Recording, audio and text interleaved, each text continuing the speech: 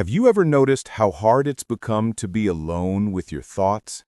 You reach for your phone during every quiet moment, at the stoplight, before sleep, between sentences.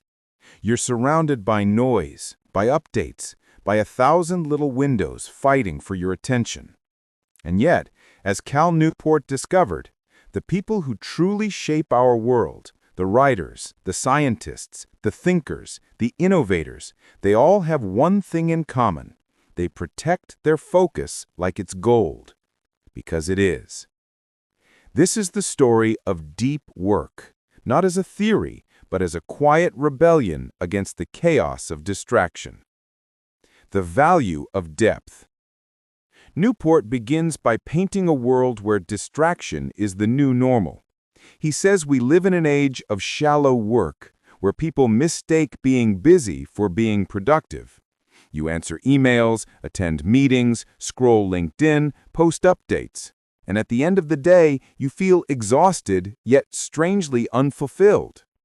He calls these activities shallow work, cognitively easy, often performed while distracted and producing little value. In contrast, deep work is when you enter that rare state of flow, your attention sharp as a blade, your mind completely immersed. It's when hours feel like minutes, and what you create feels like magic. Think of Carl Jung building his stone tower by Lake Zurich. He didn't go there to escape people. He went there to think deeply. Bill Gates had his famous Think Weeks, retreating into a cabin with nothing but books and silence, coming out with ideas that shaped Microsoft. And J.K. Rowling? She finished Harry Potter and the Deathly Hallows only after isolating herself in a hotel because she couldn't do her deepest thinking in the noise of daily life. Their secret wasn't luck or genius. It was the ability to go deep. The deep work hypothesis. Newport's message is sharp. Deep work is becoming rare, and because it's rare, it's becoming incredibly valuable. In a world that rewards those who can master complex ideas and produce at a high level, focus is your competitive edge. He calls this the deep work hypothesis. The ability to perform deep work is becoming increasingly rare. At exactly the same time, it is becoming increasingly valuable. The world pays for depth, not for motion. The struggle of the distracted mind. Newport doesn't blame us for being distracted. He understands that technology hijacked the same systems in our brain that craved novelty and social approval.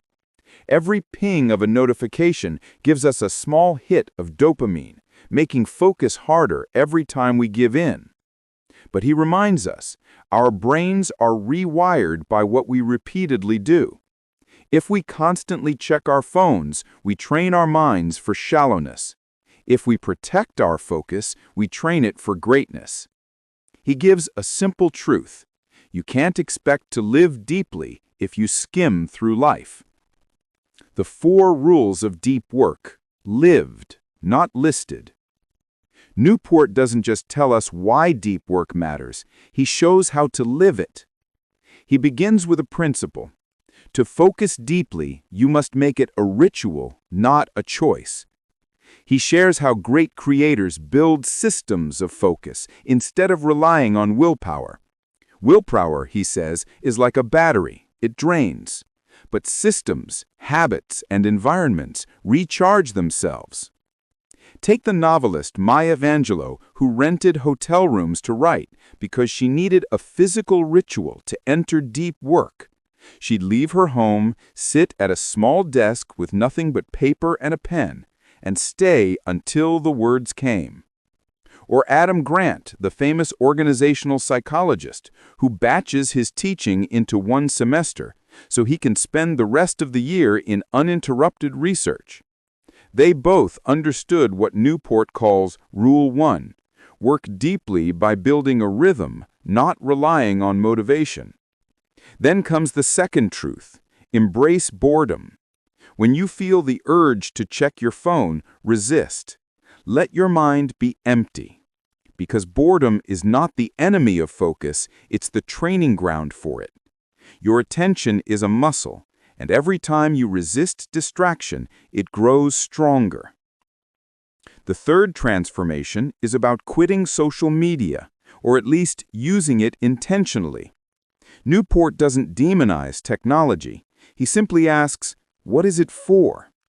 If a tool doesn't significantly support your personal or professional goals, eliminate it. He reminds us that every free app costs us our most valuable currency, attention. He tells the story of a craftsman who spends years perfecting his art in solitude, not because he hates the world, but because mastery demands focus. We too must decide what deserves our time and what merely steals it. Finally, Newport teaches us to drain the shallows. He argues that most people spend 80% of their day reacting, replying, checking, scrolling, leaving only scraps of energy for meaningful work. He suggests scheduling every minute of your day, not to control it, but to see where your time actually goes. Because when you plan your hours, you claim your life. The reward of depth. Newport doesn't promise ease, he promises meaning. Deep work isn't about productivity for productivity's sake. It's about crafting a life of focus, presence, and purpose.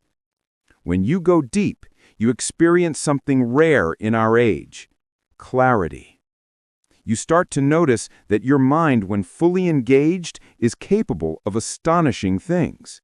You feel less anxious, more fulfilled, more human. Because deep work isn't just a professional skill, it's a spiritual discipline. He ends with a message that feels almost poetic. A deep life is a good life.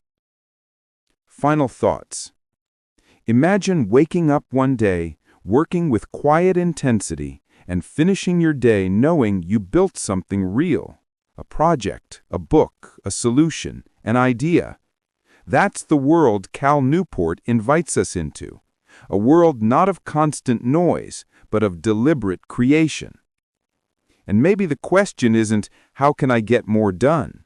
Maybe it's, what would my life look like if I gave my best focus to what truly matters? If you found value in this story, share it with someone who's drowning in distractions. Don't forget to like, subscribe, and leave a comment, because every deep conversation begins with one focused thought.